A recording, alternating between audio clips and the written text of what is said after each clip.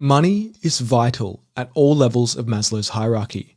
People need money for food, housing, and insurance, which form the base of the pyramid. As they move up the hierarchy, money becomes a proxy for worth in a competitive environment. There's a simple test that you can use to determine the role that money plays for someone. If the absolute amount of a raise is significant, a person is motivated by physiological or safety needs. If it's a relative amount, they're likely driven by self-actualization. Money is a measure, not a necessity. As compensation increases, each dollar provides less utility. Most knowledge workers are paid well enough that more money doesn't have a material significance to them, but not well enough that it has no significance. As a manager, your job is to elicit peak performance from your team. You need to use money as a way to deliver task-relevant feedback. You need to tie compensation to performance, but as we've learned, assessing performance is difficult. Base a portion of a person's compensation on performance. As total compensation increases, the bonus should grow to make up a significant portion of it.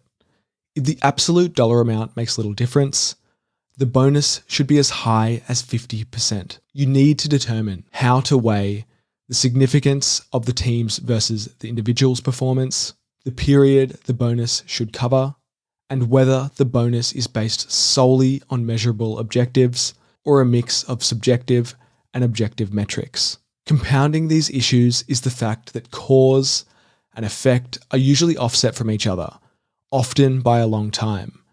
But the bonus needs to be paid as close to the work as possible, so people understand why they receive it. Finally, you can't create a system that pays out lavishly when the company isn't growing. It's equally important to think through how to determine base salary. At one extreme, experience alone dictates salary, the other merit only. In experience alone, a person's salary increases based on the time they spend in a job. In the merit-only approach, salary is independent of time. Either way, a given job will have a maximum salary. In reality, neither extreme is practical, so we compromise, deriving salaries from a mix of experience and merit. Promotions play a vital role in communicating the value system of a company, and they must be based solely on performance.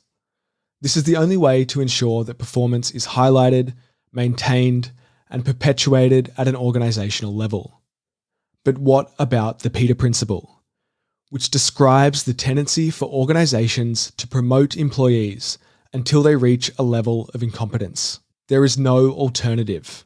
When a person receives more training and becomes more motivated, they will exceed the requirements of their position, and they must be promoted, where they will first only meet requirements. With more experience, they may again exceed requirements and again be promoted, and the cycle repeats itself. People fluctuate between meeting and exceeding requirements throughout their career.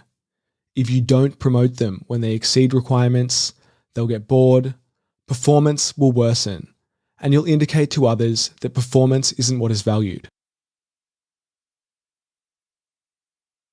There are times when a person is promoted into a position that is too difficult for them.